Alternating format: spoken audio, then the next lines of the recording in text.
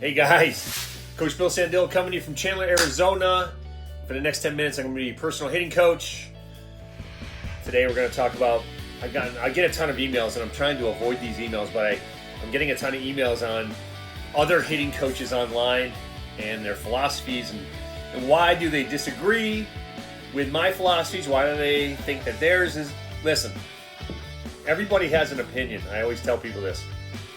So today, we're going to talk about other people's opinions as it relates to what I call the keys to the Ferrari. I put a video out a year ago about if you can get this move down of the flattening of the bat prior to launch. All that is, guys, is really simple. It's called getting on plane with the pitch ball. In a video I put out recently with Ted Williams, we talked about the 8-degree, the angle of approach of a pitch ball. Major league pitchers throw at an 8-degree drop. That's the average, okay? With curveballs, changeup, and stuff like that, it can go to 12-degree on a drop. But here's the thing. If I'm not plane matching, which means if I don't get my barrel on the same plane as the pitch ball, then I'm not going to square it up. Now, the old adage about swinging down doesn't work. When you're talking about a ball that's coming in on this angle, and you're trying to swing down on this angle, or creating that V to put backspin on the ball, that's not a thing anymore. The same way that people talk online with lead arm compression, whatever the hell that means, right? Lead arm compression's not a thing. That's just a fancy word for arm bar, okay? When they talk about lead arm compression, compress into your chest, that's not a thing either, okay? Here's the thing. Teacherman has done a great job of exposing barrel quickness, which I call it barrel quickness. He calls it launch quickness. Other people, I've called it launch quickness. Really, it's barrel quickness, right? It's getting the barrel at the speed. But again, it's flattening of the bat, which means, flattening of the bat means getting on plane early. So when you hear coaches talk online about flattening of the bat, like that's the thing. Like, nobody teaches flattening of the bat. Well, everybody teaches flattening of the bat. That's why great hitters are great hitters. And if you ever worked with a professional guy, you know what you don't quantify is the athleticism. If he can get on plane and flatten the bat out behind him, then he's done a great job. But we're going to look at this video of somebody who's getting on plane early or flattening out the bat. This video was posted a year ago, but we're going to take a look at it, and then I'll come back and give you my thoughts. If we only knew this move when we're swinging, we'd have the keys to the Ferrari. And I tell people all the time, man, this is the move. If you can get this move down as a hitter, then sky's the limit, okay? And it'll eliminate a lot of stuff. But I'm going to show you a video that I did that I actually took off of MLB Tonight, but I did a voiceover of this video because I thought it was really good. It's about Olson. He's having a great year. He's doing a lot of great things that high-level players do.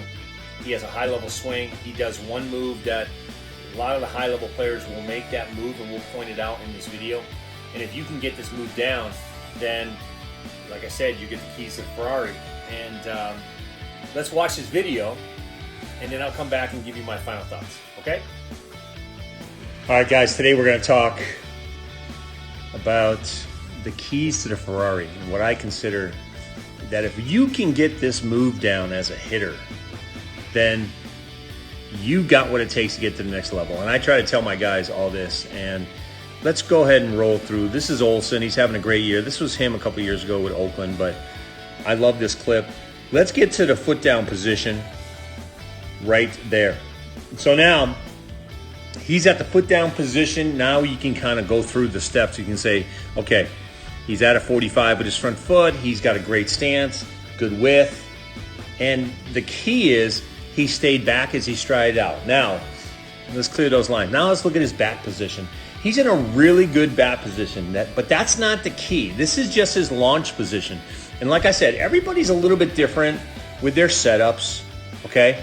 But I really love Olson's setup, and it's really, really done well this year. He's got over 50 home runs. But this is what I'm talking about when I talk about the keys to the Ferrari. It's these next couple moves that matter. So let's go ahead and roll through. So as he starts to launch the barrel, I really want you to keep an eye on which way the bat is going. And I'm going to put lines in, okay? So as this elbow is starting to work into the slot, watch how that barrel just disappears behind his head. As he's getting his elbow in the slot is the key. The barrel is working to get on plane, or what I consider early connection. So as he works down with his rear elbow, you're not going to see this, but his shoulder goes up and then his elbow's going up. Those are the next two moves that a lot of young kids don't understand, because so many people are telling them to swing down, so they push with their elbows and then they push with their hands and they never get to that position. So this is what I was talking about. This is what I consider your early connection position.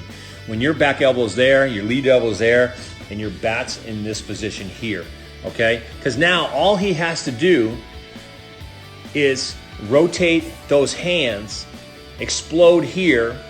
He's initiating ground force and his back knee's going down, and he's got a firm front side. So again, watch this. So as he starts to rotate, you'll see all this action right here happening. Okay, now his lead elbow is going to go, his shoulder's already up, his lead elbow is going to go up. Now watch this. Let me put in the strike zone for a second. So now here's the strike zone. That's his high strike, this is ball at the knees. So let's look where this pitch ends up.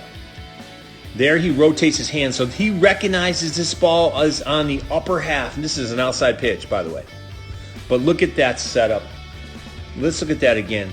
This is a high fastball. Look how high his hands are. And really, I tell people, your initial setup has nothing to do with where you launch from. So as he gets down, you can see this action right here. That's the keys to the Ferrari. Now all of a sudden he stays back. Now you can basically put a circle around his head. He's going to work around that axis. Watch this. Bypass, early connection, to connection, through. That is just unbelievable. And again, I want to go back and highlight this move right here. This move right here is how your bat's going to get on plane. It's going to come off tight around your shoulder, and then you're going to rotate to connection. Now, if this ball was down here, let's say this ball was down there where the red circle is, his barrel would get to his 6 o'clock position. He would rotate that barrel down instead of rotate straight across with his hands. Okay, that's a high fastball that he's hitting. This would be a low fastball, and he would rotate down. And that is the truth about what's going on in today's game. Okay, guys, so you just watched that video that we posted a year ago, which basically talks about flattening out the bat, talking about bypassing early connection, talking about getting on plane early. I mean, that's all it is. When you're talking about the move, the keys to the Ferrari, we call it, is that flattening out the bat that all hitters do. If you watch Reggie Jackson, if you watch Babe Ruth, if you want to go back that far, I like to stay kind of current with what's going on in today's games, but a lot of guys post videos of guys in the 40s and the 50s. And some guys who show results have that same swing plane. Ted Williams did too. But it's that flattening out of the bat as that elbow gets in the slot. And that's really what it is. So everybody says, hey, what causes that? Well, the back elbow causes it, and your hands have to go this way. So we talk about the bat going rearward. So everybody online talks about that. Everybody, this is nothing new.